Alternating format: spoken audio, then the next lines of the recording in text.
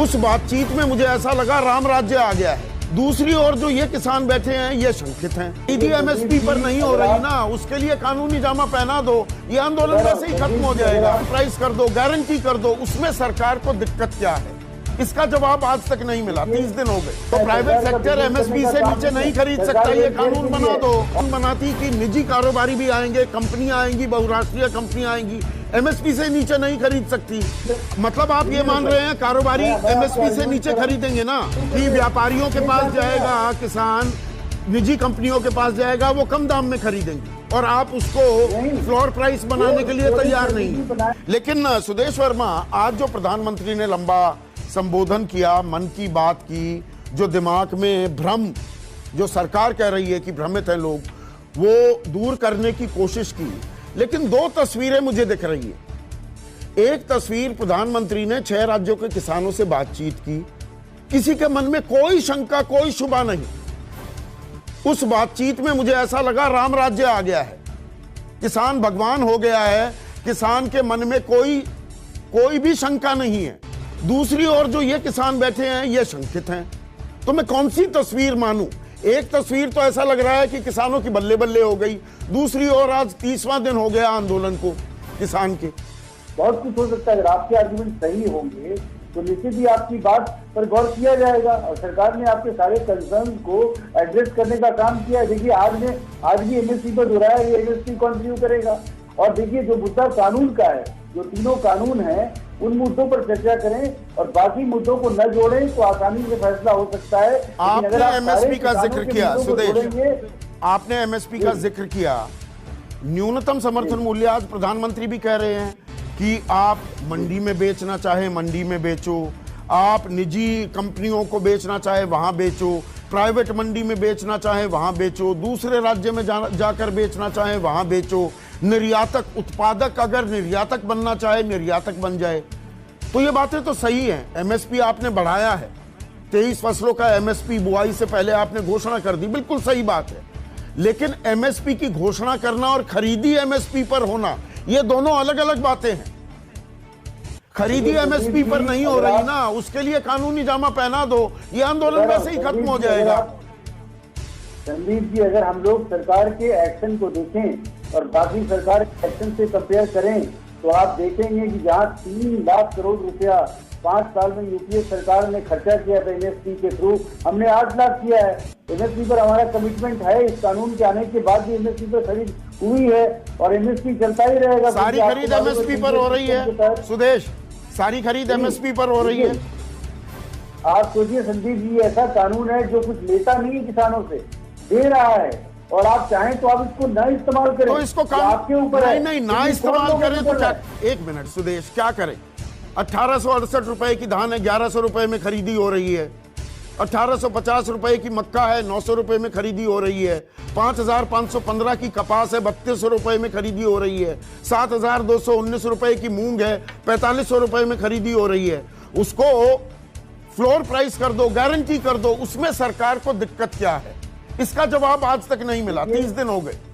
देखिए सरकार, आप बीजेपी की फिलॉसफी को भी समझिए थोड़ा सा। आपको तो पता ही है, हम लोग विश्वास करते हैं that government is best that govern the least. आदमी के व्यक्तिगत जीवन में सरकार का दखल नहीं होना चाहिए। सरकार बिजनेस नहीं करेगी। जो प्राइवेट सेक्टर है उसको ही बिजनेस करना है। तो प्राइवेट सेक्टर एमएसपी से नीचे नहीं खरीद सकता, ये कानून बना दो। और सरकार कमिट कर रही है कि सरकार खरीदेगी। अगर आपको कोई नहीं खरीद रहा, सरकार के पास आइए। अगर सरकार अपना कमिटमेंट नहीं पूरा करती है तब आप बोलिए। सरकार सारा नहीं खरीदती ना सुदेश, आप जानते हैं व्यवस्था को। सरकार सारा खरीदती है क्या? सरकार पर्ची देती है, उस पर खरीदी होती है ना। 6% ही तो एमएसपी पर आते हैं। सर आज 6% किसान की तो एमएसपी पर आते हैं ना। हाँ, तो उसमें दिक्कत क्या है? उसमें दिक्कत क्या है? हरियाणा और पंजाब में, हरियाणा में 85% एमएसपी पर खरीद होती है, पंजाब में 89%। बिहार में एमएसपी वाला सिस्टम खत्म हो गया, एपीएमसी खत्म हो गई। वहां 42,000 रुपए सालाना आए हैं किसान की, 3,500 रुपए। ये दिक्कत है किसानों की। जहां तक आय की बात है संदीप जी, आर्ग्यूमेंट हो सकते हैं देखिए प्रोडक्टिविटी एक बहुत बड़ी चीज है और हमारे किसान का पैदावार अच्छा नहीं है। हम ड्रिप इरिगेशन की बात कर रहे हैं, अच्छे टेक्निक की बात कर रहे हैं जिससे पैदावार बढ़े, इंटरनेशनल स्टैंडर्ड्स तक आए। बिल्कुल तमाम बातें बहुत सही बातें हैं। कृषि में इन्वेस्टमेंट आनी चाहिए, आधुनिकीकरण होना चाहिए, आय और बढ़े। मुझे ये समझा दें, एमएसपी को कानूनी जामा पहनाने में सरकार को क्या नुकसान है, क्या दिक्कत है? जब सरकार बोल रही है कि हम खरीदेंगे, आप आइए हमारे पास, आप एमएसपी में जाइए ना। मैं ये सारे आंकड़े गलत बता रहा हूँ, मैं सारे आंकड़े गलत बता रहा हूँ। जितने की खरीदी हो रही है मैं हकीकत बयां कर रहा हूँ यहाँ पर। सुदेश वर्मा, गलत आंकड़े बता रहा हूँ क्या? नहीं, आप ठीक बोल रहे हैं, मैं कहाँ गलत बोल रहा हूँ बताइए। मैं बोल रहा हूँ सरकार कमिटेड है। एमएसपी क्या है? नहीं तो ये जो निजी कारोबारी, निजी निवेश आने वाला है, प्राइवेट कंपनी आएंगी, ना, मुझे ये लॉजिक समझाइए सुदेश, कि सरकार तो खरीद लेगी एमएसपी पर, तो सरकार क्यों नहीं कानून बनाती कि निजी कारोबारी भी आएंगे, कंपनियां आएंगी, बहुराष्ट्रीय कंपनियां आएंगी, एमएसपी से नीचे नहीं खरीद सकती? ये कानून, यही तो कानून है, बड़ी सिंपल सी बात है।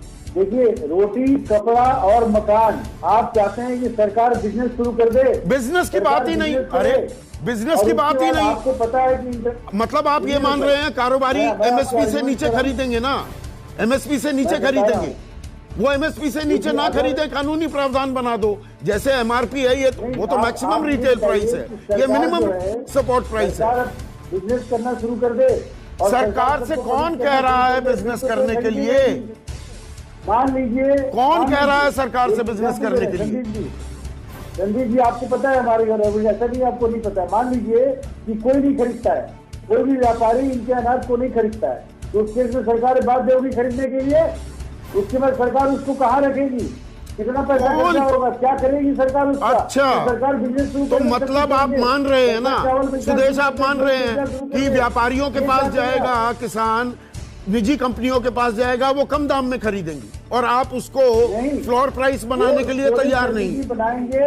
और इनको देखिए, जो एक्सपीरियंस है उसमें ज्यादा पैसा इनको मिल रहा है। मोदी जी ने आज कोट भी किया, आपने देखा होगा, एक किसान जिसको 10 रुपए मिल रहा था उसको 20 रुपए मिलना शुरू हुआ। तो व्यापारी जो अड़तिया और बाकी जो मिडिल मैन है वो दाम ले लेते हैं। कानूनी जामा पहनाने में दिक्कत क्या है? प्रधानमंत्री जब गुजरात के मुख्यमंत्री थे, जब गुजरात के मुख्यमंत्री थे सुदेश, 2011 में, तो working group on consumer affairs जो कमिटी थी उसके अध्यक्ष थे। बाकायदा चिट्ठी लिखी तत्कालीन प्रधानमंत्री मनमोहन सिंह को कि एमएसपी का कानूनी प्रावधान होना चाहिए। आप विपक्षियों की तमाम बातें गिनवा रहे हैं, वो ये करना चाह रहे थे, देखिए हमने किया, अब वो बवाल काट रहे हैं।